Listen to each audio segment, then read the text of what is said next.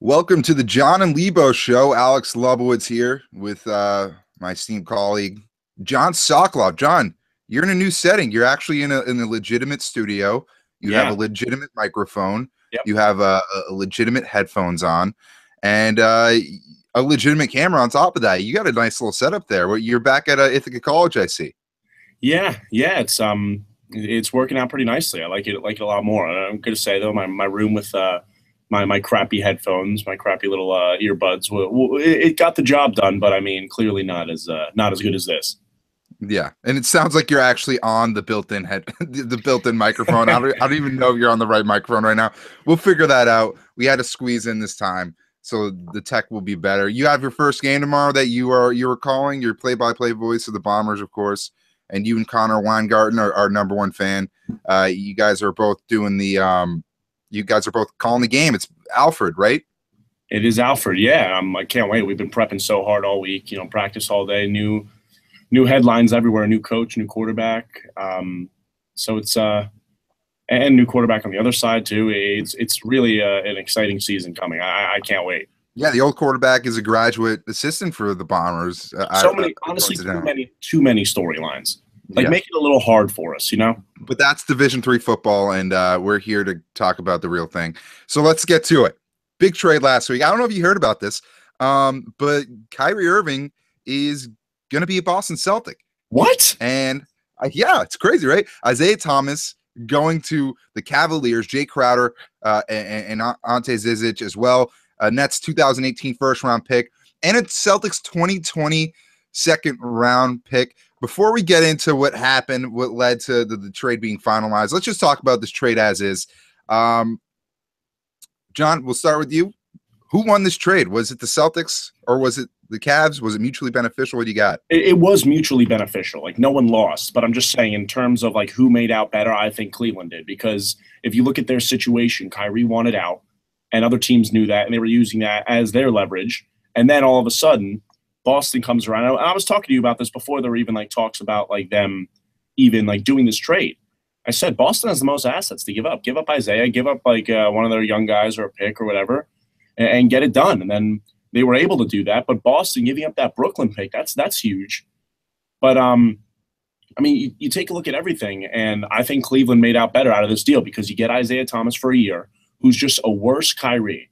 They are comparable, but Kyrie is better. He's objectively better in every form of his game, but they play similar type of basketball. Both not great on defense, play similar type offensively, create that ISO, all of that good stuff. So they have that, so they make LeBron happy for this year. Maybe if they make it really far, go to the finals and win a couple games, LeBron says, all right, I still want to be here and keep Isaiah around. And also, wow, we also get this young player in next year's draft. That's great. So I think Cleveland won the deal. I really do. I don't want to say Cleveland won it because I think you're a Celtics fan. Because I'm a Celtics fan. I think it's a mutually beneficial deal. I think the Cavaliers got as much out of the asset that they had in Kyrie Irving as they possibly could. So in that sense, Cleveland won. They won the deal because they weren't getting more elsewhere. They got that first round pick and Isaiah Thomas. So not only do you get something to help you in the future once LeBron James inevitably leaves, but you have a guy who will fill the shoes of Kyrie Irving as well as pretty much anyone in the NBA as far as play style goes. You also get Jay Crowder, who's kind of lost in the mix here. He's a really good sixth man to have. He can even start for a ton of teams in this league. He's decent on the defensive end, and he's pretty versatile. He can play the 4, play the 3. He was the biggest part of this trade. Yeah, no, it's kind of funny because his entire Celtics career, he was overlooked because, he was one of the guys who was gathered in one of those Danny Ainge deals. He was coming off the bench for the Mavericks, kind of made his career here in Boston, just like Isaiah did, but he didn't produce like Isaiah did. So Isaiah got all of the credit. And last year when Gordon Hayward and the Utah Jazz came to Boston, Celtics fans were cheering for him. He got a little pissed off. He was like, you know what? You have a small forward in me. Why? So he's always had a chip on his shoulder. And they were like, buddy, give it 6 months. Yeah, will we still? So it's funny because even on his way out, he's getting overlooked by Celtics fans and media alike. But the reality is this was a huge trade for the Celtics too. It was a deal that they needed to make because they were left with the option of having Isaiah be out for most of the season, which wouldn't have been good for the Celtics. They would not have been nearly as good as last year if Isaiah was out, and they would have been forced to have to sign him to a max deal because what are their other options really? So you kind of get out of that. I didn't want them to sign Isaiah after this upcoming season. I wanted them to get rid of him, even if that meant sending a Nets pick. As long as you get a guy who will actually be the guy who's only 25 right now, who's still getting better, who's a top 5 point guard in the NBA, you need to make that deal. And they're going to get the most out of him. Like, he is their best player. Absolutely. It's not even close. He is their best player, and he is going to be able to do whatever he wants, and he's going to reach his full potential as a player, dude. We talked about this all the time. Guys, championships is big. Like, winning rings is big. He's got his ring. I listened to an interview the other day. It was cool. Robert Horry and Charles Barkley. Robert Horry won 7 titles. Charles Barkley won 0. Robert Horry said, I would switch my career with Barkley's in a second if I could.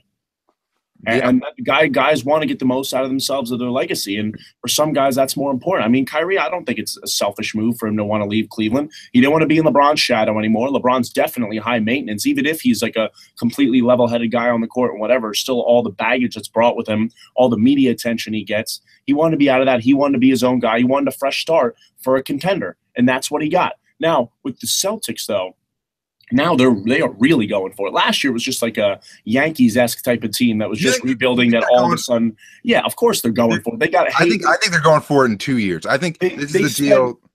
Go on. Come on. Of course they're trying to go for it now more. I mean, they got Hayward, spent $130 million on him. They have Kyrie for 2 years on a max. Plus they're going to extend him, obviously. So with all this money that they're spending, that they're dishing out left and right. You got to they're going for it now, and they're set up to continue to go for it on the future because Kyrie Irving, great player, not even in his technically his prime years yet. Like I would say 27, 28, like prime years of basketball. He's not even there yet. Gordon Hayward was exactly in Utah, whatever. He's in his prime now. I think he's like 27 and 28. He's 27. Once these guys in a couple years start to not deteriorate, but not obviously have the great game that they have, that's when Jaylen Brown and Jason Tatum will step up and really carry this team. The Celtics set themselves up for almost 10 years with this. Yeah, I think absolutely. I mean, when you think about the fact that they have both Jason Tatum and Jaylen Brown, they have their future right now. All of these guys that they really care about, they're all under the age of 27, 2 of which are under the age of 21. So you look at that.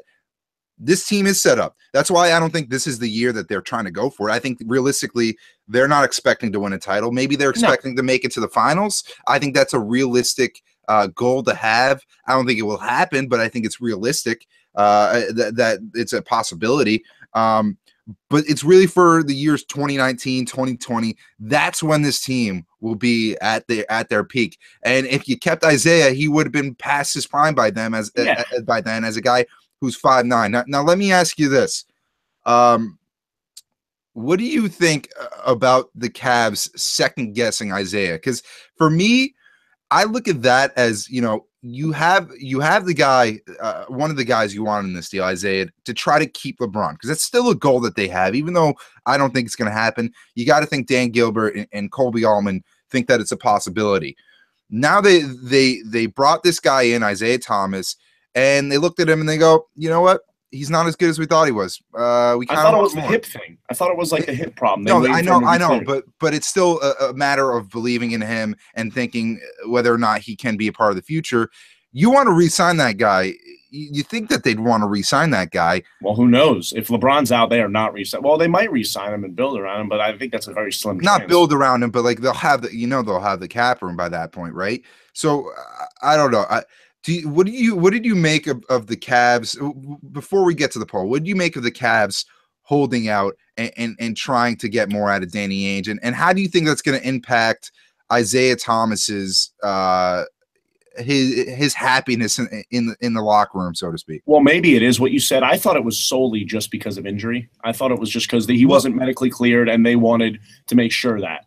and they didn't Well, get it is, but it still rubs Isaiah the wrong way. He was pretty much why? on record as a saying. I thought they were waiting to see if he was all right to clear the trade. No, the thing is, Danny Ainge was very clear with in regard to Isaiah Thomas's injury. He was upfront with them, and that's why he didn't want to give up more than the second pick. And I think personally, I'm going conspiracy theory on this. I think this was their plan all along. I think they saw Isaiah Thomas as a guy who could potentially miss the season, and they wanted to be a part of this deal. They got the deal they wanted, and they figured, you know what? We can probably milk this a little bit more and try to fool one of the best executives in the NBA. But I think at the same time, what they ended up doing is hurting their reputation with one of the guys they traded for, with one of the centerpiece, not the centerpiece, but one of the big parts of the trade that they traded for, a guy who might be part of the future. So that's how I see it. I see it as them misplaying their hands big time, and also ruining their relationship with one of the assets that they got in this deal. I thought, yeah, I mean, I didn't even like remotely. That didn't even come across my mind. I just thought it was an injury thing. There were some parts that weren't like fully cleared out yet. So the Cavs were just like, okay, he's not even like fully good yet. Now he is like, and so let's get some more out of this.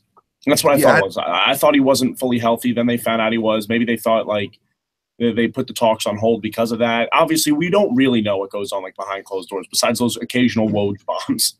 Yeah, I mean, well, you read the Isaiah quotes because it sounds like he's somewhat frustrated in this entire process. You know, he's a guy who, in Isaiah Thomas, the old one, the Detroit Pistons one, he went to the media and said, "Yeah, I talked to Isaiah, the young one," and he said that it sounds like it's gonna take a while for him to trust the team again. This is like him getting out of a big relationship and getting cheated on. So he got cheated on by the Celtics. Is he going to really want to stick with the Cavaliers? Not that I don't even know if that's a part of their plan. Maybe they don't even want to re-sign him. But if they do, will he want to stick with the Cleveland Cavaliers? And will he want to, or will he want to test free agency and finally do him and be selfish like he should be? I think Isaiah should be selfish. Yeah, he should. I mean, he's a very loyal guy, and people take that for granted. You know, like they know that he's not going to lash out at them when he's gone. You know, he's not that type of player. He's a guy that's loyal. He played a game for the Celtics a day after his sister died. So that was huge. Yeah, and we talked about this. I talked about this a little bit on calling it. The fact that people burned their jerseys, his jersey. Those people just don't know what they're doing because he was traded. Yeah, they're morons. They're absolute morons. And you should just take a step. I'm not even mad. I'm just like take a step back and just reevaluate your life. Because if you get to the point where you burn players' jerseys, like, understand, one, is just a game. Two, like, the guy played a game at the day after his sister died for the team that you root for, and he wanted to be a part of this team's future. And he's probably, I'd say he's top 3 most respected guys in the NBA. Just given his size and given the adversity he's gone through. Let's get to the poll though, because this is a big one that we were discussing, and we both are on separate pages here. Yeah. So the poll that we had last night, which you ended up winning, by the way, going into last night, this was as of yesterday, the night the trade was made. Going into the night the trade was made, who had more leverage, the Celtics or the Cavaliers? And I thought the Celtics. First, I'll let you explain your why you thought the Cavaliers first. Again, okay, so it was like an injury thing, right? It was an injury thing with me. Anyway, that doesn't matter how it's like not involved or whatever. The Cavaliers thought, okay, we already agreed to this trade in principle. We can use the thought of like a possible injury as a move. Okay, wow, he was like a little injured and we didn't know fully, so maybe we might not want it now. So now you're in a corner. You need to make this trade because if you don't, you have no Isaiah Thomas. You end up trading him somewhere else for a lot less, for like a first-round pick or so, because he's like 1 year or whatever. And then who's your starting point guard? Marcus Smart. So that's why they were like, okay, you need to make this deal. I know Kyrie wants out too, but that's known around the league. We still have some offers about that. So we could go elsewhere if we really want. And then Danny Ainge out-executived, I think that's probably not a word, but that's what I'm using for now, and was just like, no, like I'm not doing that, whatever. Like you're in like the same boat as I am, whatever, which is smart. But I think if you look at it like from two GMs that have the same skills at their positions, I think Cleveland had more leverage going into that night because of that. I think because they saw that, you know, if the Celtics didn't make this trade, if Cleveland backed out, what do you do with Isaiah? You get much less. you get much less. And you sell those assets, but you get much less. And they have too many of those assets. They need to cash out some of them. So that's where I stood with that. They needed to make that trade. And then Danny Ainge said no, but he ended up still throwing something in there. I know it's a second-round pick, but he was still able to know because he knew that they did have the leverage. Yeah, that's the fact that he threw in only a second-round pick proves to me that the Celtics had way more of the leverage. This is again, I said my theory. I think Colby Altman and Dan Gilbert, they wanted to try to get a fast one past Danny Ainge. This is a plan from the start, and I think it completely backfired. And the way you know that is, one, they only got a second-round pick, which honestly is doing the Celtics a favor because they have way too many of these picks down the stretch. And two, it came down to the final hours. So the Cavaliers were trying to wait it out and hope that Danny Ainge would budge. Yeah, but that Danny didn't happen. Wanted this more than they did. Well, maybe, but the Cavaliers wouldn't have gotten more elsewhere. This was the best. No, you're right. You're right. This was the best deal by a mile that they would have gotten. Danny Ainge knew this. The entire league knew this. And here's the thing, like, this damages the Cleveland Cavaliers front office's reputation. You have to realize that as well. And there's executives who have gone on the record as saying this, or they've gone anonymous, but they have said this. Like, I don't want to deal with the Cavaliers after pulling that stunt. They knew very well that Isaiah Thomas was damaged goods at that point. They knew that he was a guy who was coming back from a hip injury, and he probably wouldn't have been ready by the time they wanted him to. Maybe not even by the playoffs. Who knows? And they try to pull a fast one past Danny Ainge, past trading Danny. Danny Ainge knew this. He's a seasoned guy. They originally were asking for Tatum or Jaylen Brown, and they ended up with a second-round pick. The fact that they only got a second-round pick proves that this was the dumbest decision they ever made, because second-round pick is nothing. It is the scraps of assets in the NBA. And all that happened throughout this was they damaged their reputation. They got a second-round pick. I get what you're saying, but still, at the end of the day, the Celtics needed that trade to go through more than the Cavs. But okay, so if Isaiah comes back to the Celtics, guess what? He's traded. He's traded. Okay, he might be traded, but that Nets pick is staying in Boston probably. Okay. Right? So they still have a top 3 pick next year. So it's not like they're just sending. It's not like it's just Isaiah coming back. It's not like it's a straight up 1-for-1 deal. The Celtics would still have an incredible asset in that Nets #1 pick. And I know. I'm just saying, but Isaiah, they would end up getting rid of him for pennies on the dollar after that. Yeah, but you can't have a guy after that. But the reality is, Isaiah is more of a throw-in in this deal than anything. Like, he is a big asset. I'm not denying that. But he's in a difficult situation. Like, when you look at him on paper, he's a 5'9" point guard who's 29 years old, who's had hip problems his entire career, and it's now culminated into this big hip injury that's sidelining him for a while. They probably should have gotten surgery on in the first place. And the Celtics and the league knows this. Danny Ainge knows this. The Cavaliers knew this. That's why you needed to throw in the #1 pick. If Isaiah was still like 2 years younger, if he was still it was coming off a season like he had last year, then you're talking about potentially not even throwing in the Nets pick. But the reality is, he's a 29-year-old defensive liability who has hip problems and who is leaving his prime. He'll never have a year like he did last season. Mark my words. So the worst case scenario here for the Celtics is they let him walk after next season, or they trade him for something less, but they would still end up keeping that Nets pick. That's not a bad alternative. I obviously had rather have Kyrie Irving, but still, you go out and get Hayward. Who would the Cavaliers get besides that Nets first round pick? Like, they wouldn't. What, Devin Booker? No, they're not getting that. No, they could have. I mean, there were other teams. They could have made a deal with Denver maybe to get some young talent there, like Jamal Murray or Moutier or one of those guys. Gary Harris wouldn't have been nearly as good. Yeah, it wouldn't have been as good. Yeah, you're right. But I'm also just saying, like, at the end of the day, last year the Celtics need that trade to go through more than the Cavs did. And that's what I'm saying. I mean, the Cavaliers would have been still had Kyrie Irving. They would have been fine. No, he wouldn't. Who knows if he would have played? I think he would have played. He's under contract. Yeah, I know, but who knows if he would have showed up or not? He was not talking to anyone from the team for a while. I realize that, and I don't know. The Cavaliers were never going to back out of that deal, though. That's the reality of the situation. They knew that. I mean, if Danny really wanted to, if Danny really didn't need that trade that bad, he would have just said, "Fine, back out, whatever." When they were asking, he was sick of dealing with the bullshit. I think he was like, "I know, make a second round pick, fine." He was. I agree with that, but also he needed it to go through. He wanted it to go through. He'll be like, "All right, fine." I mean, I'll entertain this BS, but I'll just throw you in an extra second rounder. Yeah, if he was really that desperate, he would have thrown in the first rounder. He didn't, though. He drew a line in the sand. He said, "You're not. No, like we'll give you a second round pick because you're being a little bitch, but that's it." Yeah. All right. He had a compromise. All right, so that's going to do it for this segment. Coming back from the break, we will talk NFL, a couple big contracts signed. We'll also preview the Pats-Chiefs game next Thursday since we're doing this show from Friday here on out. So stay with us. This is the Jon and Lebo Show presented by BoneheadPicks.com.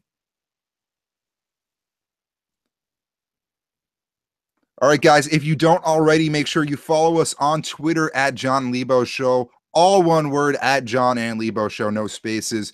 We put our weekly polls on there. They'll stump you. They're tough. They're like would you rathers, which is something we'll also do coming up in the show in future weeks. We'll post clips from the show that showcase the best of. So you see all the great bits from Jon and I. All the updates on the show. We'll post links to when we send the shows out. You can put us on notifications so you'll never miss them. And it's a way to interact with Jon and I as well. That's at Jon and Lebo Show on Twitter. All one word.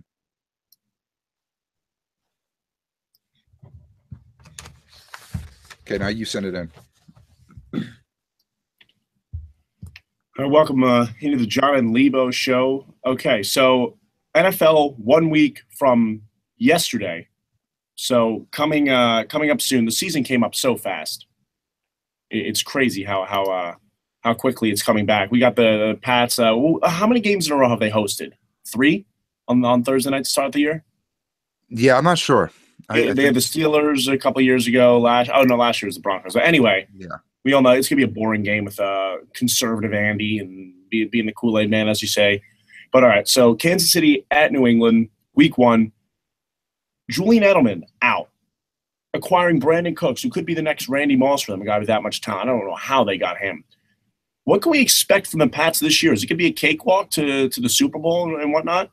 They have a tough schedule. People don't realize this. They have a really tough schedule down the stretch. Last year, they benefited. They had a pretty cupcake type of schedule, as my dad would put it. This year, get it home. Yeah, this year they have a back-to-back of playing in Denver, and then they play in Mexico City against the Raiders. That's going to be like a super tough back-to-back because you're not only playing two teams that have that are talented, Broncos with that great defense and the Raiders with, obviously a really good offense and Khalil Mack and an up-and-coming defense, but you're in high altitude. I'm expecting them to lose one of those 2 games. I think they're probably going to go 14-2 this season. They're by far the best team in the NFL. I know it's too bad, right? They're by far the best team in the NFL. No one's denying that. In regard to Julian Edelman, it sucks. He's great.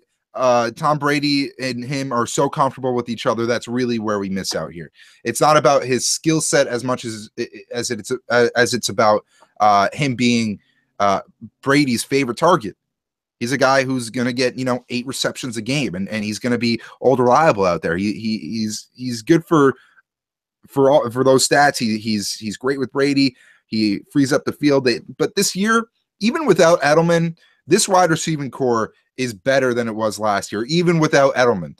And the reason is 1, you have a healthy Gronk. 2, you have Brandon Cooks. And 3, which not a lot of people are talking about, you have Chris Hogan in his second season, who I think is going to be a dominant player for the Patriots. And I think he's going to be a guy who receives for 800 to 1,000 yards this season. Someone who will be a great fantasy pickup if you have a draft between now and then. You can get him earlier than some other people would probably take him, but I guarantee it'll be worth it. This wide receiving core is going to be great, especially in addition to the fact that they brought in Gillislee and Burkhead and they have Deion Lewis coming back. They have a ton of targets, and Dwayne Allen, of course. They'll be fine. The Edelman injury sucks. It does suck.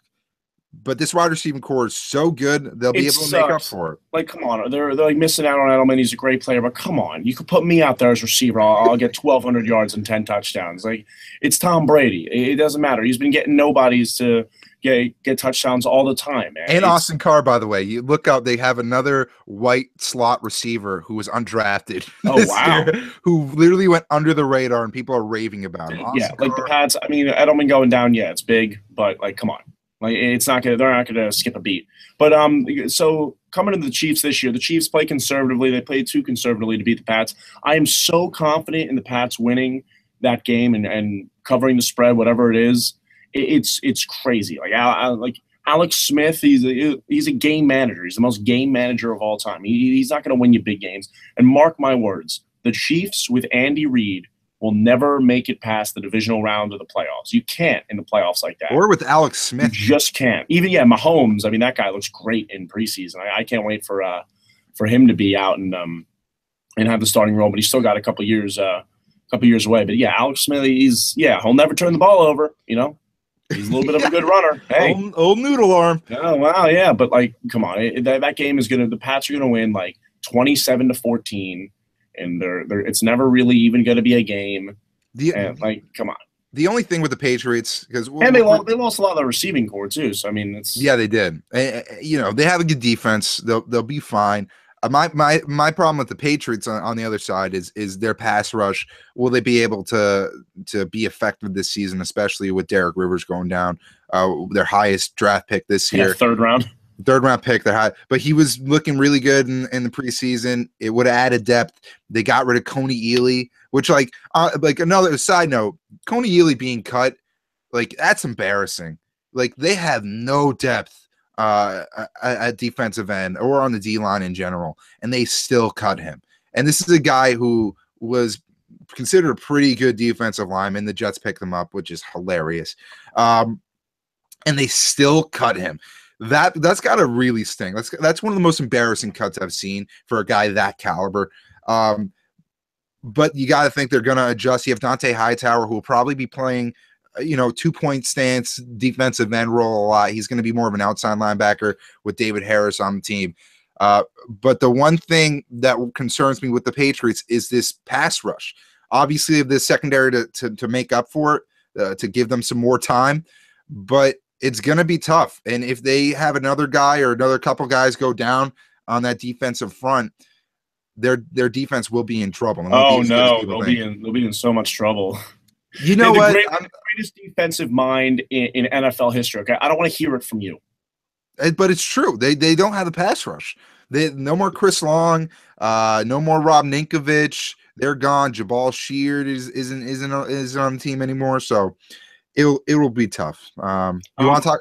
Yeah, there were a lot of big contracts also last couple of days. Hopkins, 5 years, $81 million, $49 million guaranteed, largest guaranteed amount of money for a wide receiver ever. And that's crazy coming off that year with Brock. They were probably just like, because last year it's so funny that this happened now, because last season he went into camp and he held out for a little bit. He was like, I want a deal. I received for 1,500 yards last year with Tom Savage and Brian Hoyer throwing me. Like I want a bigger deal. Like I'm proven to be a top 5 receiver in the league. I want a bigger deal.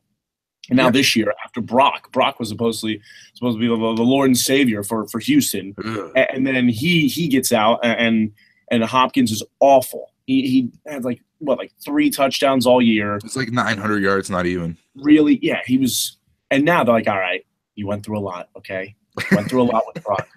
I feel very bad. I'm very sorry. It's like a settlement. Here you go. Here's your 5 year, $81 million, and okay, yeah, $50 million can be guaranteed. That's fine. Just, are you okay? You want to come back for us? And then now he'll be with Tom Savage, and it'll probably be the same thing. Stafford, 5 year, $135 million, $92 million guaranteed. That's a little bit above Carr. Here's what's going to happen.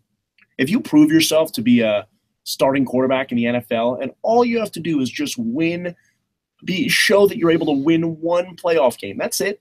Just show that you can win one playoff game. You'll get the largest deal in NFL history by about a little bit more than the last person. Look at Flacco. Look at Matt Ryan. Look at Derek Carr. Look at Stafford. Eli Manning will probably get another big deal. Aaron Rodgers will get a big deal. That's the quarterback market. They just go over a little bit as to what the last largest deal was. So unless you're Tom Brady. Yeah, Tom Brady. Yeah, he's only making 15 million a year. He Well, should he's sign the up, and he should 36th sign up for. highest paid. He should sign up for unemployment for making that little. He's the little bit. 36th highest paid quarterback. Just So is Stafford worth this deal? I'm going to say yeah. The Lions have been brutal without him, and I've heard takes of he hasn't won like big games for them, whatever. But I think it's a lot more than that. I mean, they got a huge talent out of college, when he was at Georgia and in high school in Georgia, he was the guy. He was so good. That Lions team was 0-16, and they brought him in, and he was able to make the playoffs a couple of years later. He had help from Calvin Johnson too, though. He had help, but even now, they went to the playoffs last year, and he was an MVP candidate. Where is he? Just as good as Carr, almost. Okay, first I'll touch on the Hopkins thing. He deserves it. He's a top 5 wide receiver in the NFL. He's super skilled, footwork incredible, and they have a guy in Deshaun Watson who they think could be a future quarterback for this team. And he a lot of people are impressed by him. When you got your future quarterback, or you think you might have him, you got to lock up that number 1 target, who's only 25 years old. No brainer for the Texans. Much better deal than signing Brock Osweiler. In regard to Matt Stafford, I don't think he's really worth it. I think it's so hard to find a quarterback in the NFL that teams feel obligated to do this. So exactly what you said. Right. So I wouldn't. I mean, if I was a GM, I'd probably rather rebuild than sign Matt Stafford, because the name of the game is winning Super Bowls. He's never going to win you a Super Bowl. That's just the reality of the situation. But if you don't sign him, where do you go? If you don't win a Super Bowl, why does if you don't win a Super Bowl, why does it matter? For me, I think he's like, I did this out yesterday. I think he's probably between like 12th and 16th in the NFL. Wait, Super Bowl, this is the Lions we're talking about. They need to win a playoff game before you're talking Super Bowl. That's why they have him in there. And he's only been there for 8 years, and he's done that so many times.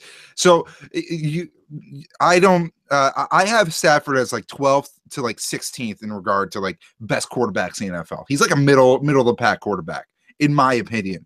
And I think the position's gotten better in the past couple of years. But he's not worth it. He's not worth the $135 million contract. I think it's a little ridiculous. He's only 29. He's still relatively young. He'll probably play out his entire contract. He'll probably be productive, but he's not going to win you a Super Bowl for taking up that amount of cap space. I think it's a little ridiculous. And I know it's so hard to find a quarterback in the NFL, but it's clear that Stafford isn't the answer. You talked about it. They need to win a playoff game first. And I disagree. I think they needed him. I think they needed him back. This is a team that they got to build a winning culture. I mean, if you're trying to rebuild. He's been there for so long, though. Yeah, but the Lions are the saddest organization in the NFL, with the exception of the Browns. They are the saddest. They are so sad. Once you have a guy like him, he was so good last year. He was so good. He was an MVP candidate last year. He led them to the playoffs. He was dominant. He has a hell of an arm. He's got some good receivers there, but he was making it work. He was having such a good season. And once you have a franchise guy like that who maybe can win a playoff game or two, lock him up for 5 years. Why not? He's young. He's like 29, 28. Why not just lock him up, get him in there? Going on 30. Okay, yeah, all right. So he'll be there till 35. Many guys play till 35. There are starting quarterbacks in the league. I think there are like 15 that are like 34 and over. And that's crazy to me. Make him one of them. I think he's a really good quarterback. And I think you said he's not worth it, but that's the market for these guys. I think he's better than Ryan Tannehill. I think he's better than Andy Dalton. I think he's better than Kirk Cousins. These guys are either have or are on pace to get huge deals like this. I think he's in the same conversation as those guys. The difference between him and Andy Dalton and Ryan Tannehill is they're a little bit younger. Kirk Cousins, I think, is the same age as Stafford, even though you wouldn't think he's 20. Like, I think he's older than people expect. He's like 29. I'd say he's better than Kirk Cousins. I think Ryan Tannehill has a higher ceiling. I think Andy Dalton's probably a good comparison. He's got a killer arm. Like, I'm not denying that.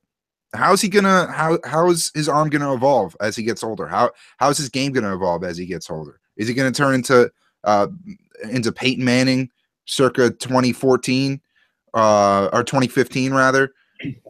I don't know. I think it's gonna be. I'm against signing a guy who isn't the guy. I don't think he's the guy. I think they think he's the guy. I think he has I think he's capable. Got of to being put the guy. something around him. Then I guess I just don't see it. That he had the best wide receiver of this generation on his team for a while. Couldn't make it happen with him. And I know the team isn't the best the best managed, but still, I disagree with it personally. I think it's a ton of money to give a guy who's that mediocre. And there's another guy also to not to change topics, but Le'Veon Bell is another guy who wants a deal. He sees Stafford getting this big contract. He sees DeAndre Hopkins getting this big contract. And he thinks, I deserve this contract. Well, I deserve think a big contract as well. Like the average, obviously he's been. That's like positional. The running backs don't get huge deals like that. Devontae Freeman got a big-ish deal. But isn't he more than just a running back? Yeah, he is. I mean, he's worth it if anyone else is. He should at least get like a little more than Devontae Freeman got, I think. A little. He should get a lot more than Devontae Freeman. I think Devontae Freeman's great, but I think Le'Veon Bell is by far the best, the most versatile. Maybe Johnson in Carolina in Arizona, but if anyone's worth it, he is. And I get it. I'm not gonna get mad at the guy for trying to get paid. In the NFL, like, you got to get your money. Like, I understand that. I'm never gonna get mad at a guy for holding out because he wants to get paid. And that includes a guy like Darrelle Revis. I might think your priorities are not to win. But if you are a professional football player, I think you deserve to switch up those priorities. I think Le'Veon Bell is doing what he thinks is best for him, best for his career, best for his family. He's 26 years old. By the time he's 30, he's going to be so banged up, it's not even funny. Yeah, you're right. As with every running back in the NFL. And he wants to make sure that he's set after football. That's the way to go. And one guy I love to hear talk about this type of stuff is Arian Foster, he's kind of in that same boat. He didn't want to get hit. He wants to be able to remember why he walks in the room at the age of 50. That's the line I always like to use. A lot of these guys aren't able to do that. So Le'Veon Bell, does he deserve a $20 million salary?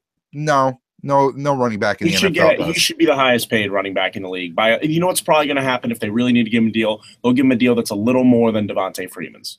That's what happens with every player once if they're worth it, they get a little bit more than the next max guys, just so they can say they're the highest paid player, and it's not by that much. Yeah, absolutely, and that's. Yeah, it's like when Will Chamberlain signed his contract, it was like $100,000 annual salary. Bill Russell went to Red and said, "I want my contract to be $100,001." So that's the way it is. That's a good comparison, though. They stand-up guys that back then. Yeah, they're great. Hey, if you don't respect Bill Russell, then I don't want to have anything to do with you. All right, so. Yeah, we're gonna go to break real quick. When we come back, though, we'll be talking Justin Verlander, the huge trade that just happened. Breaking news: he got traded to the Houston Astros. We'll be dissecting that trade, and I have an interesting take on Houston and going into the second half of the season that we'll talk about when we come right back.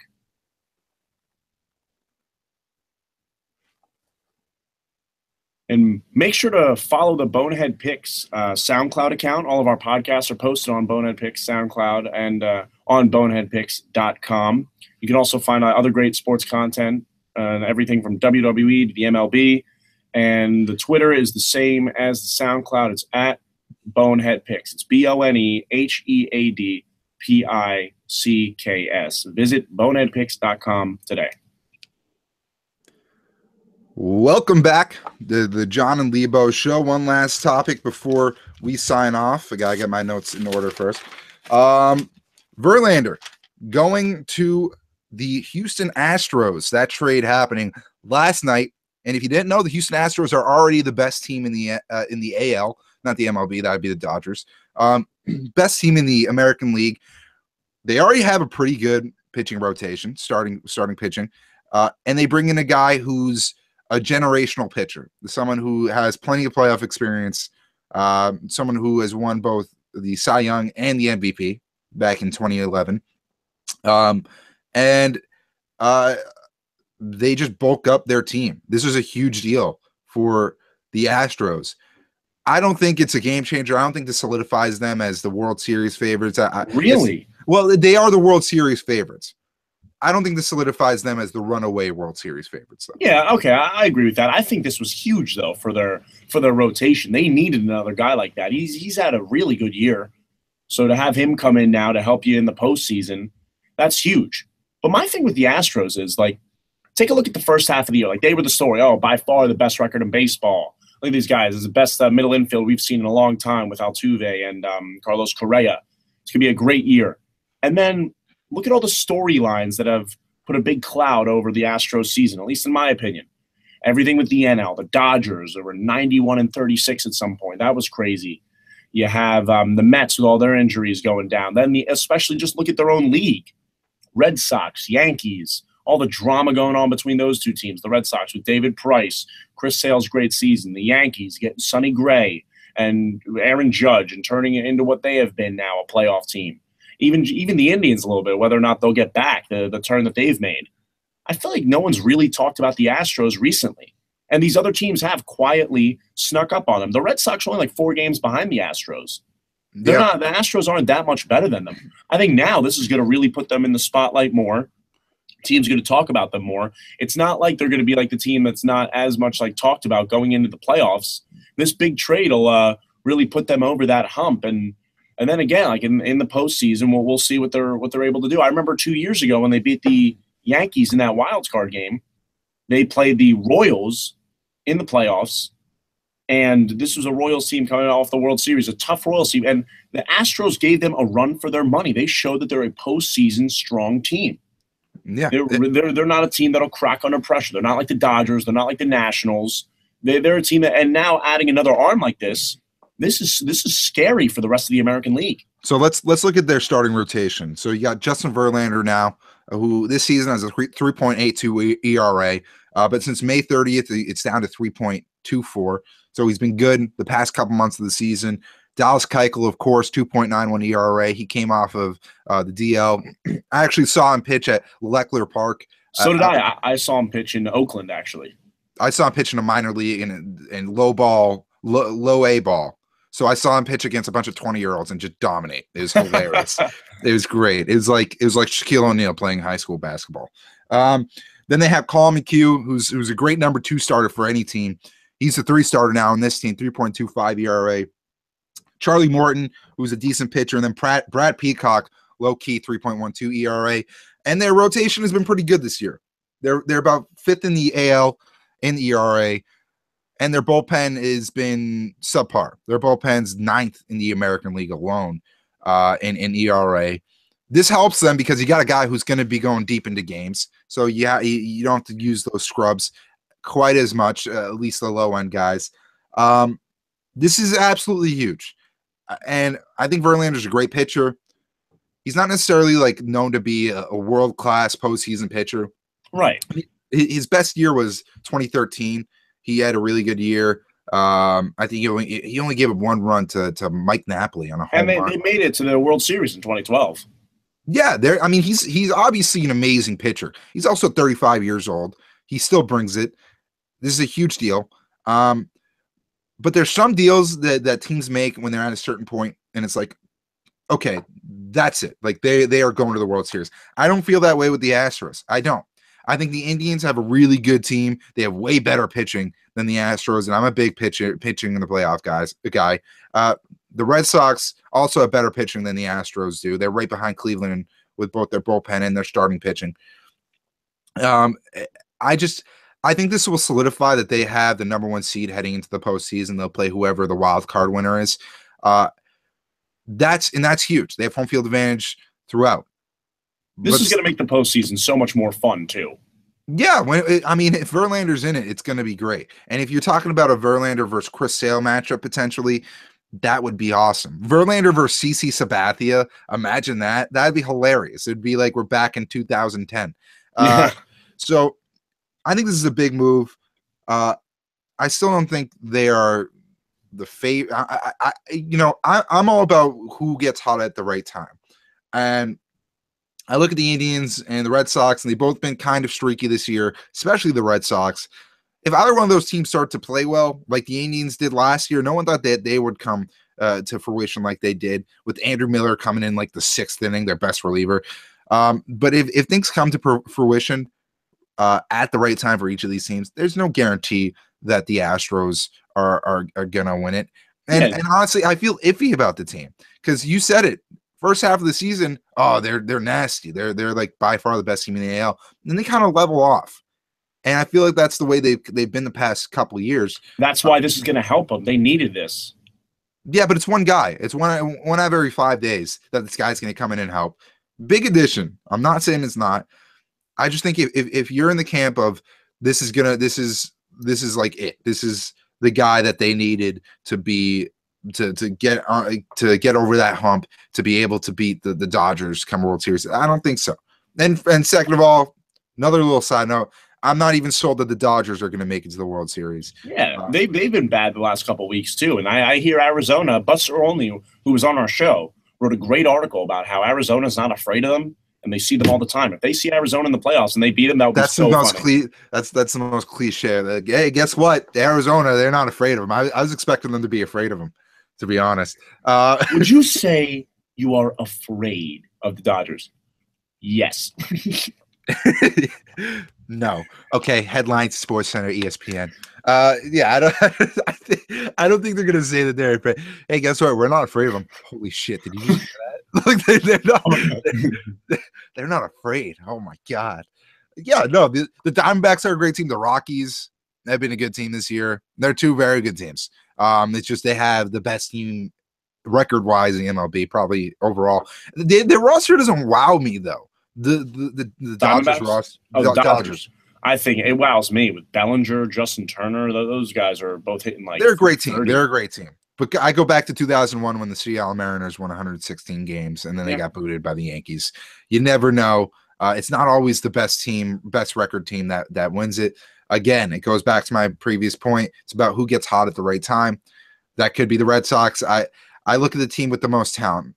I think the Astros are extremely talented, but I don't think they're head and shoulders above anyone in the AL. I think the same thing with the Dodgers in the NL. So it's gonna be fun to see this season pan out. I think we have a good year in the MLB this year. I think it's pretty evenly contested. I think the fact that the Yankees and Red Sox are both relevant is great for the league. And yeah, a lot of young talent. So the Verlander trade, great deal. They didn't have to give up much to get him. And it's huge to make that type of deal heading into September.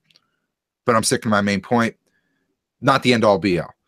So that's going to do it. Before we leave, check us out on Twitter again, at Jon and Lebo Show. I'm at Alex_Lebowitz. John is at what are you again? At J_Sokoloff, SOKOLOFF. I thought it was a V. Oh no, I'm sorry. I'm not the New England attorney that you know and love.